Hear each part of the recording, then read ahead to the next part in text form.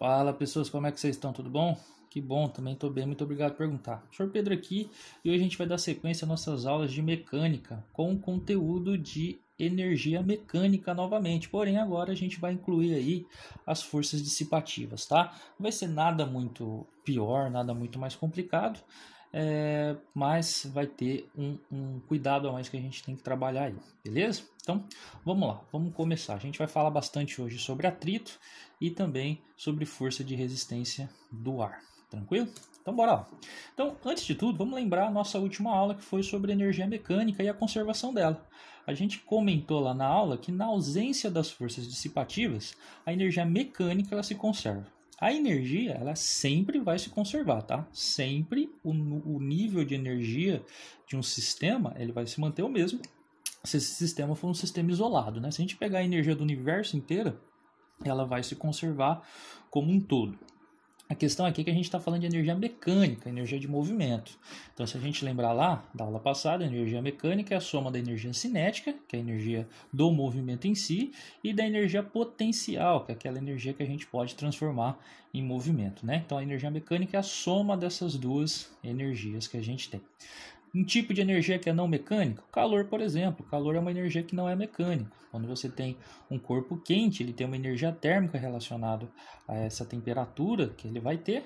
Então, essa energia térmica não faz parte da energia mecânica, beleza? Então, tranquilo. Que a energia mecânica, na ausência de forças dissipativas, ela se conserva. Porém, a energia sempre vai se conservar, tranquilo? A gente falou na aula passada que a aplicação disso é que quando um corpo ele está em movimento, ele pode transformar essa energia cinética em energia potencial. Então você pode ver nesse loop aqui que o corpo ele consegue subir o loop. Então conforme ele sobe, ele aumenta a energia potencial dele. Só que isso tem um custo. O custo é a energia cinética dele diminuir. Então ele transforma a energia cinética dele em energia potencial gravitacional, de forma que ele não ganha energia mecânica e nem perde. O nível de energia mecânica que sempre vai se manter o mesmo. Ou seja, se a energia potencial subir 50, é porque a energia cinética perdeu 50. Então sempre vai ter essa equivalência aí, porque não existe forças dissipativas. E o contrário também é válido. Se um corpo está lá em cima, ele está numa determinada altura, ele tem energia potencial gravitacional, e aí ele pode transformar essa energia potencial gravitacional em energia cinética, né? Eu falo potencial gravitacional aqui que é mais fácil da gente ver, visualizar e trabalhar. Mas a energia potencial ela pode existir também na forma de energia potencial elástica, energia potencial elétrica, tudo que já foi comentado nas últimas aulas aí, beleza? Então, nesse caso, pessoas, sempre com a ausência das forças dissipativas que a gente comentou, que é a força de atrito e a força de resistência do ar. Agora a gente vai complicar. E se essas forças existirem no problema? E se o meu problema tiver isso? Que no mundo real sempre vai ter, né? No mundo real a gente pode minimizar essas forças aí, mas não tem como a gente acabar com elas. Então, o que acontece? Então vamos só fazer um exemplo aqui e ligar a energia, relacionar ela com o trabalho. Então vamos supor que eu tenho um plano aí totalmente plano, né? Não vai ter desnível, não vai ter um lugar que está mais alto nem mais baixo. Então você vê que é uma coisinha reta aqui, uma planície, vamos dizer assim. E eu vou colocar uma bolita aqui, ó. Bolita sossegada, tranquila. Ela está em repouso, por quê? Porque a força resultante sobre ela é zero. O que é a força resultante? É a soma de todas as forças. Professor, não tem nenhuma força sendo aplicada aí. Tem sim, sempre tem a força-peso. E no caso aqui, como ele está encostando no chão, o chão aplica uma normal nesse corpo. Então essas duas forças têm a mesma intensidade e aí elas vão se anular e o corpo vai permanecer parado. Então por isso que eu nem considero essas forças aqui, ó. Então a gente vai esquecer que elas existem, beleza? Então o corpo permanece parado porque a força resultante sobre ele é zero. Vamos supor que eu tire esse corpo aqui como se fosse um jogo de boliche.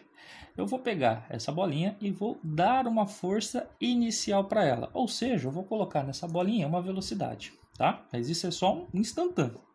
Vou lá e jogar. Depois que eu jogar essa bola, eu não faço mais força nenhuma sobre essa boleta aí.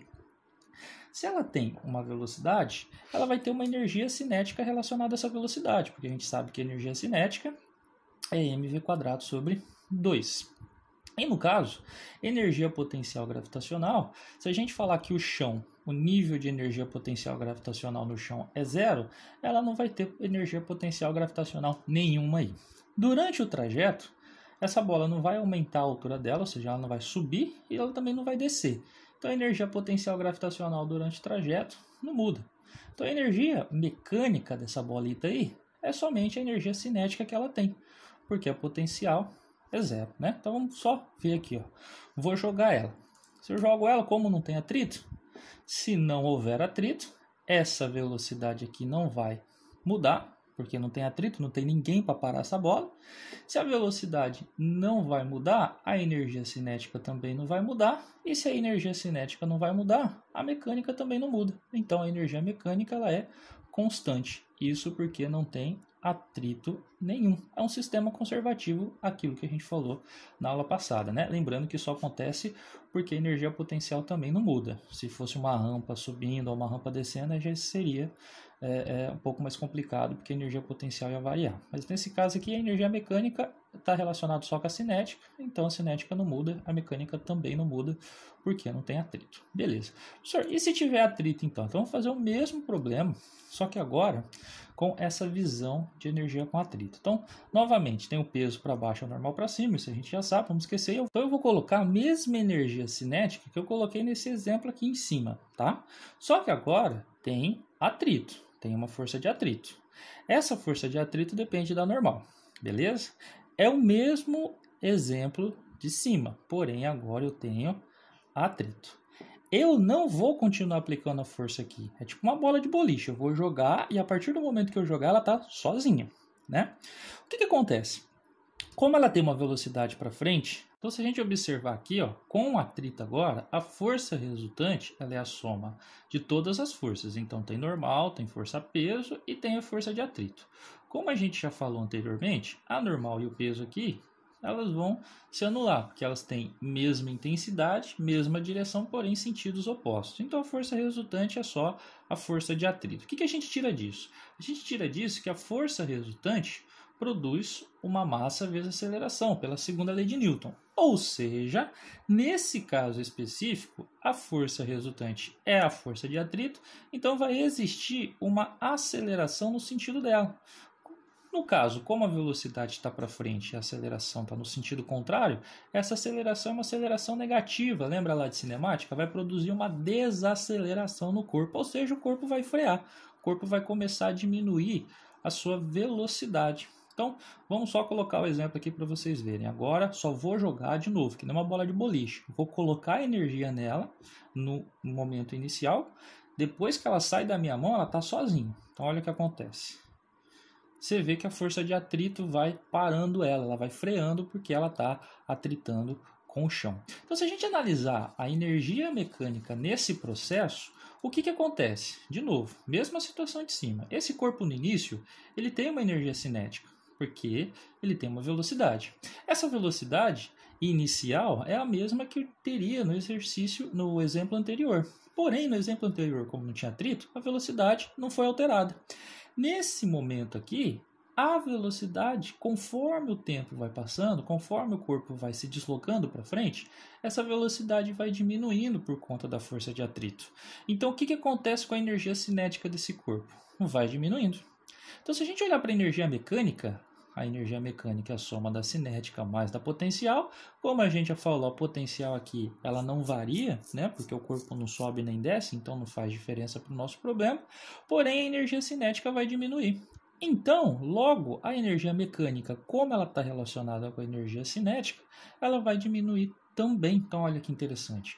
A gente pode falar, então, a gente pode deduzir disso daqui, que o atrito, ele retira energia mecânica do corpo.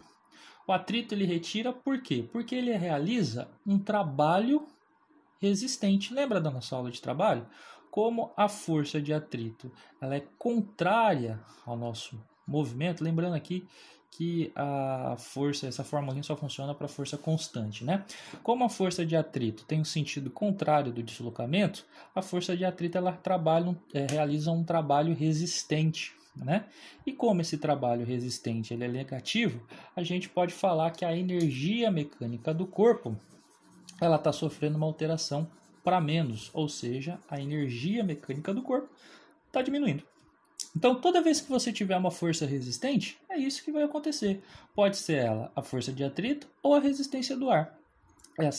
esse trabalho realizado por essas forças sempre vai ser um trabalho que vai existir de forma a diminuir a sua energia mecânica. Como a gente falou na aula passada, na ausência de forças dissipativas, a energia mecânica não varia, ou seja, a ΔE, a variação da energia mecânica, é zero, porque ela não muda, ela nem aumenta nem diminui. Agora, no caso, com forças dissipativas, a energia mecânica do corpo vai diminuir. Lembrando aqui, pessoas, que a gente está colocando só se existir forças dissipativas. Pode existirem até outras forças aí, e a energia mecânica pode até aumentar no caso, mas não vamos complicar mais ainda o problema. Aqui a gente está supondo só que existam as forças dissipativas aí, tá bom?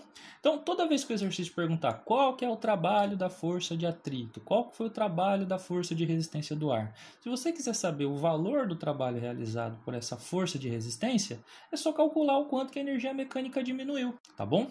Tranquilo? É isso que acontece, por exemplo, quando você dá uma freada no carro.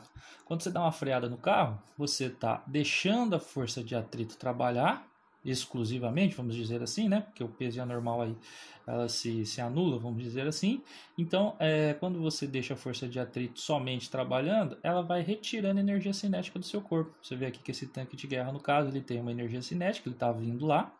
Aqui existe atrito ainda, tá, pessoal? É que no caso o motor do tanque realiza uma força para compensar esse atrito, mas na hora que ele freia e só freia, aí a força de atrito ela atua basicamente sozinha aí. E aí ela realiza o trabalho que vai retirar energia mecânica do corpo. Então toda vez que você tem uma frenagem, é isso que você está fazendo. Você está aumentando aí, aumentando ou não, ou deixando somente o atrito frear seu corpo, diminuindo a sua energia cinética. Então você vê aqui também que o trabalho tira a energia cinética, né? Como a cinética está relacionada com a mecânica, a energia mecânica diminui, mas no caso aqui o trabalho ele influencia mais com a energia cinética também, outra coisa interessante da gente falar. E em questão de resistência do ar é bem parecido. A resistência do ar ela depende da área que o corpo tem. Então vamos supor lá que o paraquedista ele está caindo. Ele cai. Conforme ele cai sob a ação da gravidade. Então aqui no caso só existe a força-peso e aí ele vai caindo. Porém, quando ele cai, ele encontra ar na frente dele. E o ar, pessoas, ele é um corpo. Apesar de ser um corpo aí que está no estado de gás, ele é fácil de você tirar ele da frente, porque as moléculas estão livres, aí, soltas, ele ainda é um corpo. E dois corpos não ocupam o mesmo lugar no espaço. Se você tentar empurrar a parede, você não vai conseguir, porque a parede vai fazer uma resistência, não tem como você ocupar o mesmo espaço da parede. Com o ar é a mesma situação, na hora que você empurra o ar, é isso que você está fazendo, você está empurrando o ar, ação e reação, o ar te empurra no sentido contrário, então existe uma força que a gente chama de força de resistência do ar, e essa força depende do tamanho do corpo.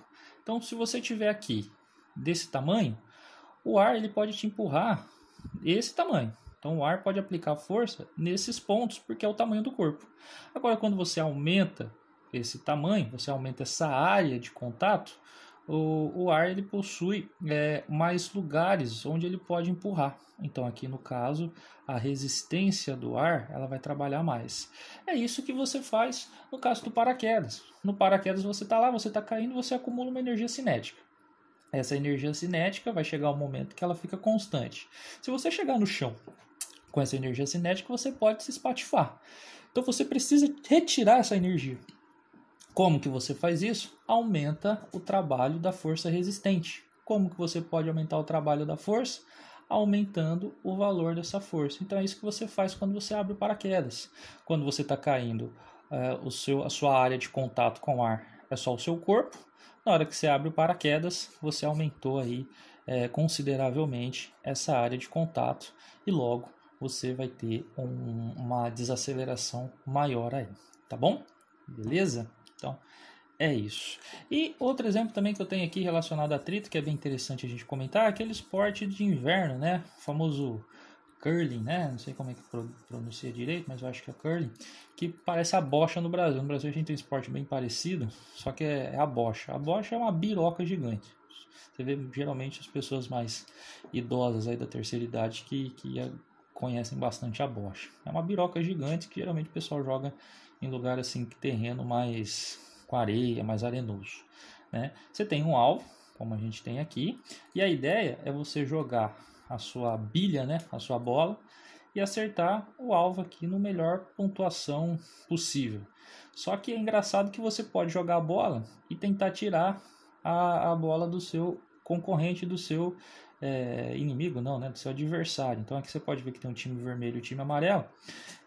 A bola do time vermelho já estava aqui no meio, ó. O cara jogou uma bilha, tirou a bola do adversário e colocou a dele no lugar. Então isso é uma jogada muito boa.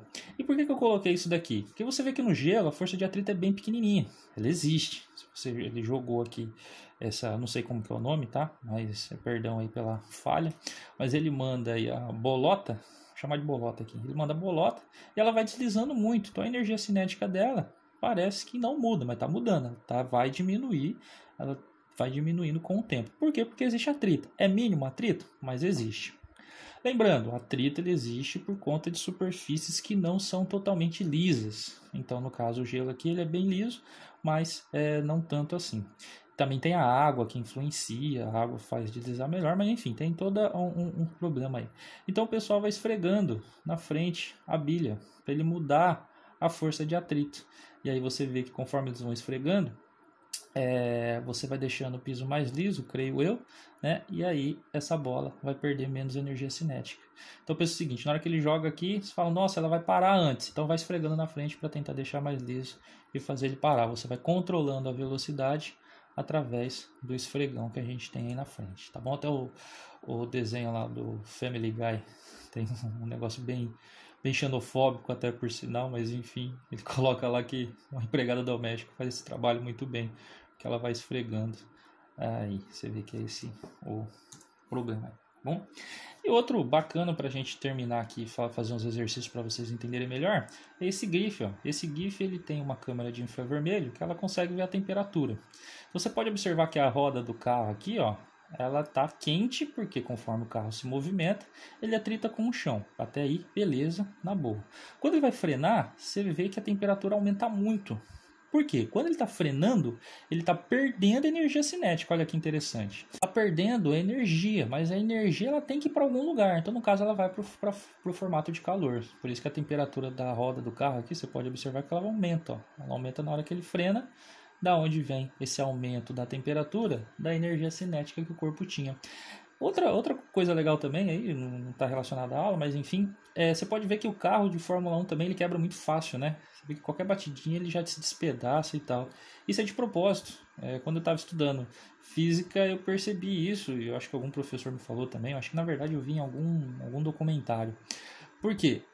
Quando o carro em Fórmula 1 está em umas velocidades absurdas que eles chegam lá, você tem muita energia associada ao sistema, que é o motorista, né, o piloto e o carro. Se porventura esse carro bater, essa energia tem que ir para algum lugar. Então o carro tem uma velocidade lá, 300 km por hora. E tem uma energia relacionada a isso. Na hora que ele bate, ele para. Então essa energia cinética ela tem que ir para algum lugar.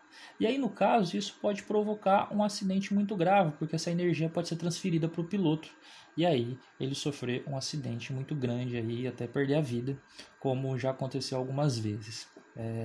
No caso, qual que é a ideia deles? Vamos fazer um carro que ele se despedaça de uma forma um pouco mais fácil. Por quê? Na hora que ele bate, essa energia vai ser usada para despedaçar o carro. Aí você pode falar, professor, mas vai despedaçar o carro. Beleza, se a energia foi usada para despedaçar o carro, ela não vai para o piloto. Sobra menos energia para ir para o piloto. Então, quanto mais o carro despedaçar, melhor é para o piloto que está lá, que não vai receber essa energia. Então, é um sistema de segurança, né? Você pode pensar, o carro hoje em dia ele quebra por qualquer coisinha. Sei lá, você está no trânsito normalmente, o seu carro lá, ele bateu no para-choque, seu para-choque quebrou. Aí você fala, nossa, os carros antigamente era bem mais forte, porque eles resistiam mais, né? Mas você tem que pensar o seguinte, num choque a energia tem que ir para algum lugar. Se ela não for usada para despedaçar o carro, muito provavelmente ela vai ser transferida para o seu corpo e aí pode ser fatal, tá bom? Então bora lá, vamos fazer uns exercícios e encerrar a aula de hoje. Fazer uns 4 aí, tá bom, né? Primeiro, a Unifor, Universidade de Fortaleza, lá do Ceará, fala o seguinte: um corpo de massa 5 kg, então sempre anotando os dados, tá? Para não precisar ficar relendo o exercício, ele cai verticalmente no ar a partir do repouso. Lembra sempre, ó, repouso é uma palavra muito importante, que ele fala para mim que a velocidade no início é zero. Então no início ele estava parado, tá? Ainda mais quando a gente fala de energia cinética, esse dado é bem importante para a gente também. Após percorrer 4 metros, então ele vai cair a uma altura de 4 metros, já vou até deixar aqui, ó, uma altura de 4 metros, sua velocidade é de 6 metros por segundo. Então quando ele chegar lá no final, a velocidade que ele tem no final desses 4 metros é 6 metros por segundo. Nessa queda, as moléculas do corpo e do ar recebem energia que provoca a elevação da temperatura dos corpos. Então tá vendo? Ó? O ar aqui ele influencia na queda, tanto que o ar vai esquentar. Lembra por que o ar esquenta? Porque tem uma força de resistência aí. Esse calor ele vem justamente desse atrito do ar com o corpo. De acordo com os dados, a energia mecânica perdida pelo corpo vale em joules, e aí ele deu a gravidade igual a 10 para a gente calcular. Então o que ele quer? Ele quer energia mecânica perdida. Então vamos desenhar aqui para ficar mais fácil de entender. Então a gente tem o antes, que é antes do corpo começar a cair. O que acontece? Ele está a uma altura. Vamos colocar aqui a referência, o ponto final, tá? Então no ponto final aqui eu vou falar que a minha altura é zero. Beleza? Não é, a altura não é zero, mas vamos colocar como referência porque a energia potencial ela depende do referencial. Enfim, então ele vai cair a uma altura de 4 metros e aqui em cima ele está com a velocidade de zero, está parado.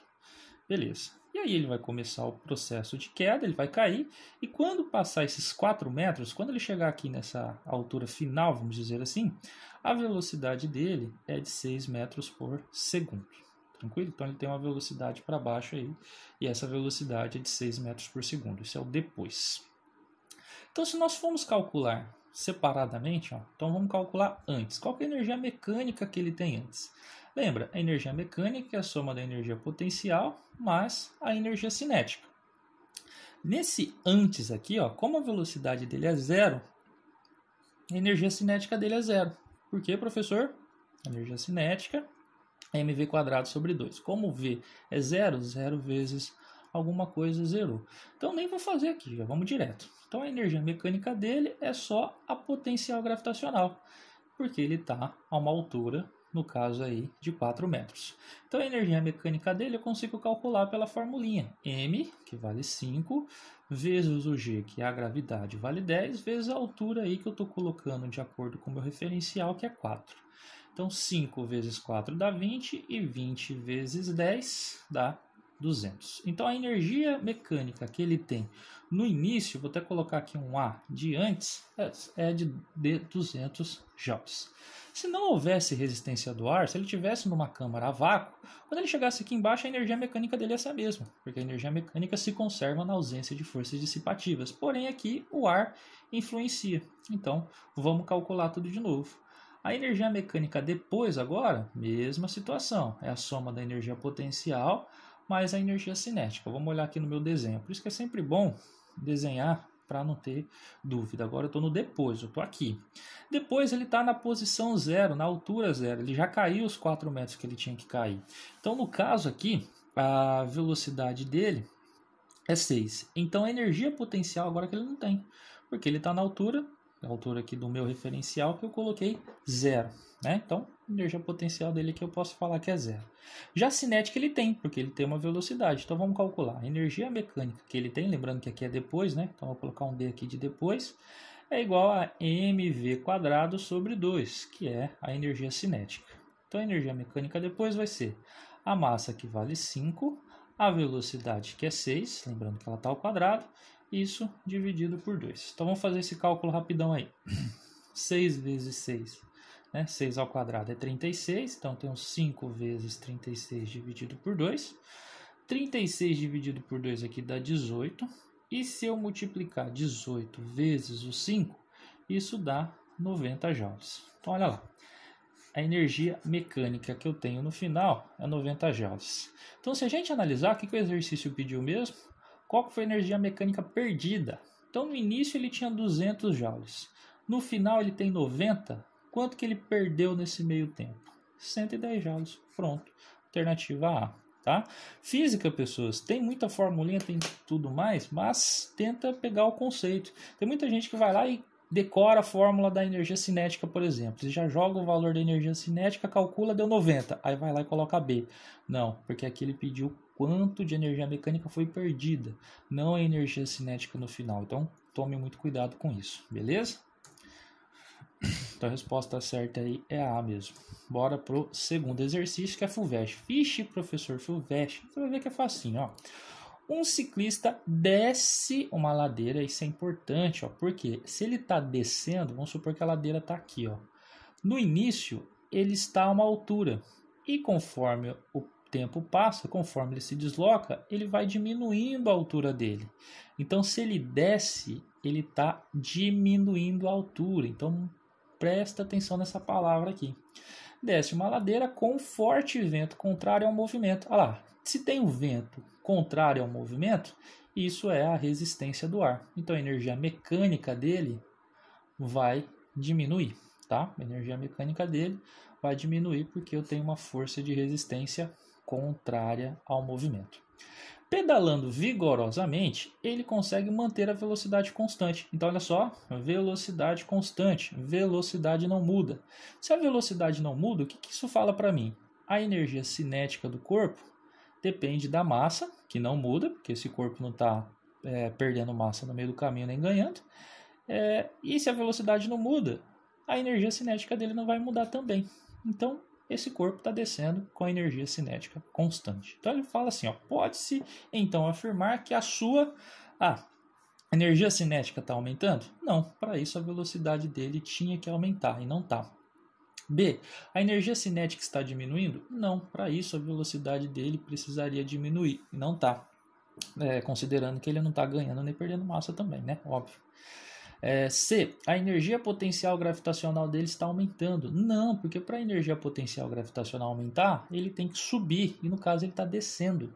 E aí que vem a resposta certa, que é a D. A energia potencial gravitacional dele está diminuindo. Por quê? Porque ele está descendo a ladeira, tá bom? Então a resposta correta aqui é a D. Será mesmo, professor? Vê aí. Aí ele fala que a energia potencial gravitacional é constante. E não é, porque para a energia potencial gravitacional ser constante, ele não pode mudar a altura. Então, ele não pode nem subir nem descer. Então, por isso que não está constante, porque no caso ele está descendo. Então, a resposta correta aí realmente é a D. Beleza? Exercício 3. ITA. Professor do céu, tem um FUVEST agora, um ITA, mas você viu que o FUVEST foi facinho. O ITA também não vai ser tão difícil assim. Ele diz o seguinte enunciado: um pingo de chuva de massa 5 vezes 10 elevado a menos 5 kg, olha que massa aqui difícil, potência de 10, mas deixa aí, a massa está aqui. Cai com velocidade constante, olha lá, velocidade constante, então a energia cinética dele não muda, tá bom? De uma altitude de 120 metros, sem que sua massa varie, no local onde a aceleração da gravidade tem módulo igual a 10. Então, beleza, a massa do corpo não vai mudar e nem a velocidade dele. Então, se a velocidade não muda, a energia cinética também não vai mudar bulhufas, tá? E a altura dele é 120 metros, a altura inicial. Nestas condições, a intensidade da força de atrito F do ar sobre a gota e a energia mecânica E dissipada durante a queda são respectivamente... Beleza, então vamos lá. Vamos colocar aqui, ó. O corpo antes ele está a uma determinada altura. Essa altura aqui no caso é a altura de 120 metros. Então antes ele está nessa altura.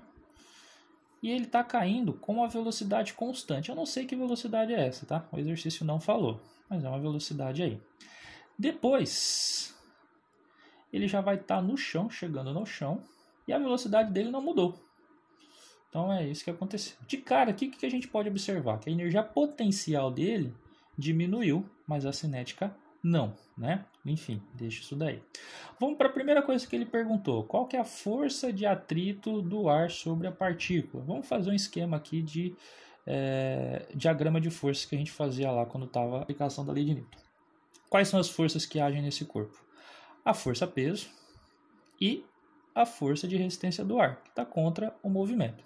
Ele chamou de força F, vou chamar só de força F aqui, tá bom?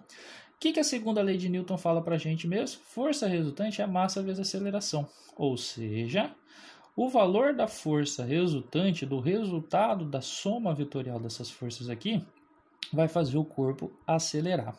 E aí que está a sacada. Se a velocidade do corpo é constante, a aceleração é igual a zero. E se a aceleração é igual a zero, a força resultante é igual a zero. Ou seja, as forças aqui, elas têm que ter a mesma intensidade, elas se cancelam. Vamos só colocar aqui no exemplo. Força resultante seria quem? Quando a gente tem sentidos opostos, eu vou considerar para cima positivo, tá? A força resultante seria a subtração dos módulos aí de cada vetor. Então vai ser a força F, que é a força de atrito, menos a força peso. Força F para cima positivo aqui, força peso para baixo contra o positivo, então negativo aí. Então a gente aplica a força resultante como zero aqui, ó. Isso fala para mim que o F menos a força peso é igual a zero, ou seja, o valor do F é igual ao valor da força peso, tá bom? Simples assim. Então, se eu quero saber a força de atrito, é só saber o valor da força peso. Saber o valor da força peso é facinho. É só aplicar massa vezes gravidade. No caso aí, a massa é 5 vezes 10 a menos 5, o exercício falou no enunciado. A gravidade vale 10, o exercício também falou no enunciado. Aqui, ó, o 10 é a mesma coisa que ele tivesse elevado a 1. É só aplicar, então, aquela regrinha de multiplicação de potências com a mesma base. Soma os expoentes, a resposta vai ser 5 vezes 10 a menos 4 newtons, que é o mesmo valor da força-peso. A gente olha aí no enunciado, a única que não tem esse valor é a B. Então a gente já sabe que a B aqui está errada, cancela essa B, tá bom? Beleza, professor, e aí? Como que eu vou saber agora a energia mecânica dissipada? Tem duas formas. Eu vou fazer aqui da forma passo a passo, mais demorada, porém é mais fácil da gente ver. A gente calcula a energia mecânica antes e a energia mecânica depois. Vou fazer aqui em cima para ter mais espaço. Então vamos lá. Antes, qual que é a energia mecânica antes? É a soma da energia potencial mais da cinética. Beleza. Antes, o que acontece aqui é que eu tenho a energia potencial que tem um valor de 120, que é relacionado à altura de 120 metros. Então eu posso calcular essa energia potencial. Vai ser massa vezes gravidade vezes altura. Mas a cinética eu não consigo, professor. Então tudo bem, deixa ela aí, tá? Porque eu não tenho o valor da velocidade. Existe energia cinética, mas eu não tenho como calcular porque eu não tenho essa velocidade. Mas deixa aí por enquanto. Então a energia mecânica antes é igual 5 vezes 10 a menos 5. Isso vezes 10, que é a gravidade, e isso vezes a altura, que é 120, tá? E isso é a energia potencial gravitacional. Então, a energia mecânica tem mais a energia cinética aí, que não sei, não tem como calcular. Professor, mas então não dá para resolver. Cara, vamos fazendo como que dá aí. Aí depois a gente vê no que isso dá. Fazendo as multiplicações aí, 5... 10 a menos 5 vezes 10, isso daqui é a mesma coisa que eu calculei antes. Então, já vou colocar aqui, ó, 5 vezes 10 a menos 4. Isso que multiplica 120, né? Então, essa multiplicação aqui eu fiz aqui embaixo. E 5 vezes 120, ele dá, ao todo, 600. Você fazer essa multiplicação, 5 vezes 120 vai dar 600, beleza? Então, ao todo aqui, 600 vezes 10 a menos 4, mais a energia cinética aí que eu não tenho. Dá para deixar isso daqui mais bonitinho? Dá, eu posso colocar em notação científica. Vai ficar com a energia mecânica antes, é 6 vezes 10 a menos 2, porque eu andei duas casinhas aqui é 10 a menos 4, andei duas casinhas para a esquerda, sobram só duas. Isso mais a energia cinética. Olha só, o que eu encontrei aqui? Ó? Eu descobri que a energia que ele tinha antes, mecânica que ele tinha antes, é a potencial, que eu consegui calcular que tem esse valor, mais a energia cinética, que eu não sei quanto que é. Beleza? Beleza. Então tá aí de boa.